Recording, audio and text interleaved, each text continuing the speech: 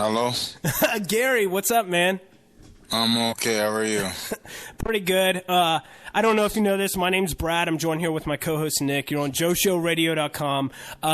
There's been a lot of talk recently about your pay, and I guess that's really what we're going to be getting into tonight because that seems to be, a big sticking point for you at this point. If anybody doesn't know, you fought Gegard Mousasi back at Dynamite 2009, roughly a year ago, and you still have not been paid. It's been about a year. So do you have anything that you just want to comment on about that before we get into talking about FEG and how they handle their business?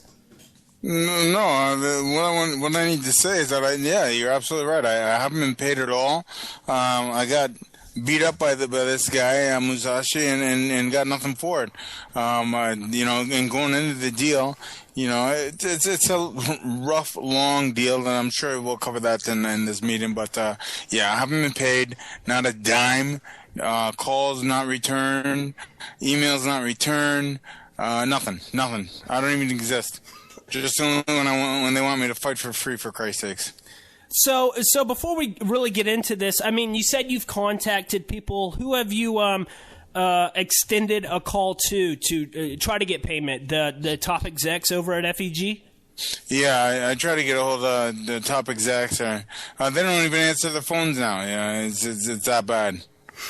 All right, now, we've heard a lot of stuff going on recently with FEG. Fighter payment has been a big issue that has been concerning them recently. Just to name, fighters off the top of my head, like Bibiano, Fernandez, yourself, Andy Sauer, JZ Cavalcante, all fighters that have had problems with FEG in terms of getting payment for fights that they've had. So what do you think the issue is really with FEG at this point and why they're having so many problems paying these fighters? I think FEG's got a huge problem with paying these fighters simply because bad business and bad economic times. The times are really bad economically, so right away, things are bad for them. Do you think it's always been kind of like a downward slope as far as FEG is concerned when they switched over from Dream Stage Entertainment with Pride and started their own organization? To me at least, it just seems like they really never got their foot off the ground with trying to capitalize on what Pride was able to do. You know what? Everything I do is, I really wish I could stand here and give you some real good intellectual things about their business and what they should and shouldn't do. But honestly, I'm a fighter, and I really don't go far past being fighting and training for the fight.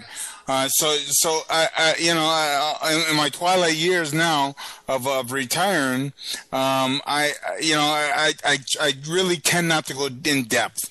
So therefore, I can't get into it. All I can tell you is that I haven't been paid, I haven't been contacted, and a lot of promises and nobody answered the phones. That's what I'm upset at. And you would know more than I would in terms of the intricate details. I don't know that stuff because that's not what I do. I fight. I beat people, All right, now, one of the fighters that I mentioned a second ago, Bibiano Fernandez, he had not been paid. That was a big sticking point with him, and I believe that they had actually contacted him to fight on the Dynamite 2010 card before he had even been paid, and it had been a couple months, and he was getting pretty fed up with it like you are, and I can only imagine that you're even more fed up because it's been a year now. But it's a year. It's a year. December 31st is a year. So have these guys, prior to you actually making a lot of noise about it and going out in public, did they ever try to contact you and get you to fight on another card? Absolutely not.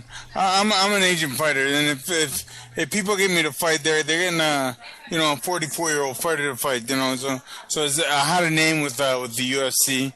Sorry, not the UFC. I have a name with K1 and Dream, and I had a huge name in Japan.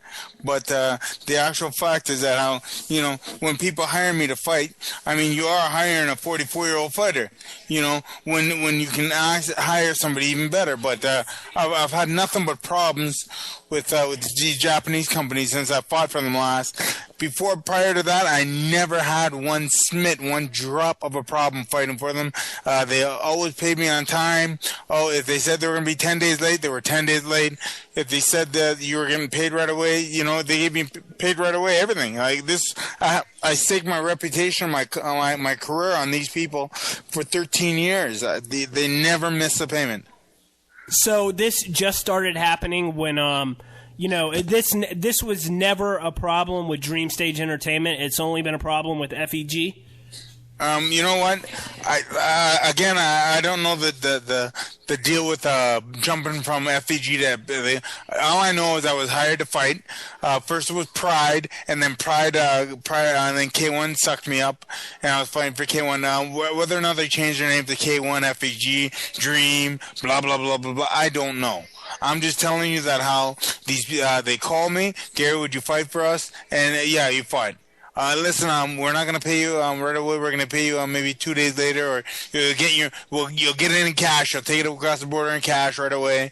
Because at first it was all cash, and there was never a problem. So of course, when there's never a problem, the 13 years prior, when they do want to screw you, they've already built such a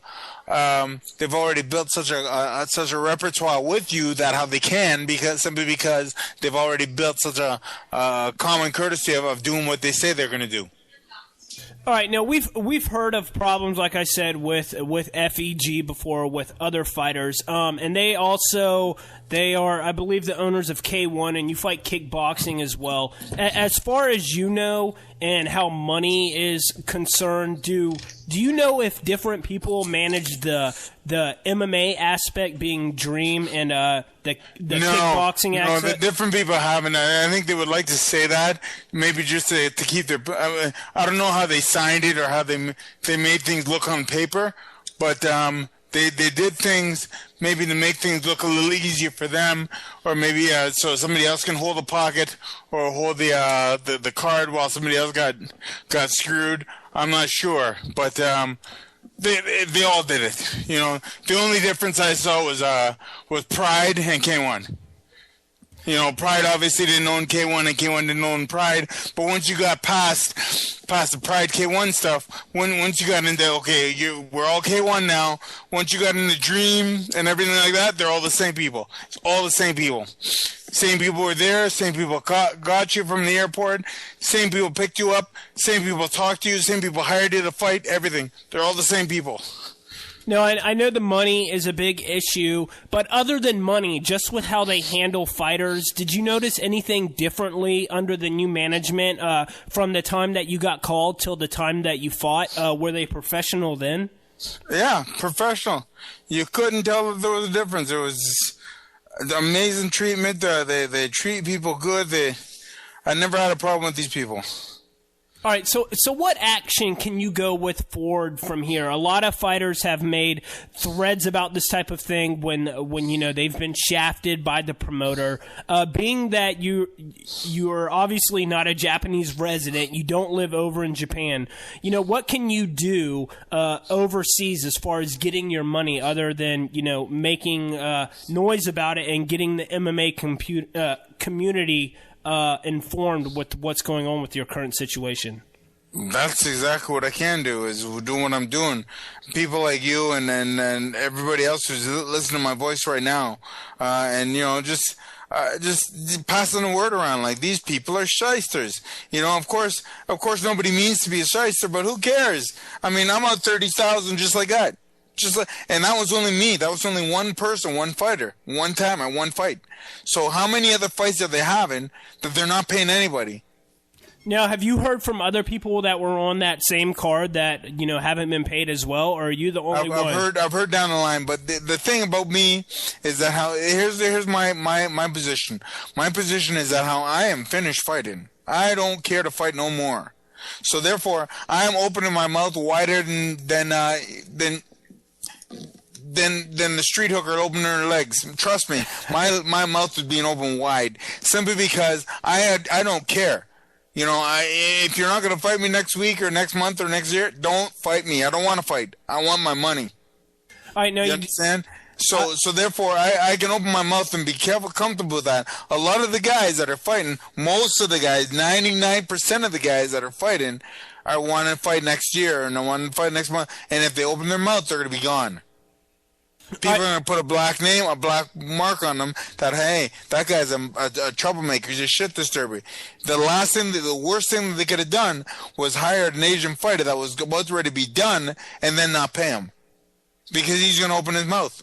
To listen to the rest of the interview with Gary Goodridge, go to www.joeshowradio.com.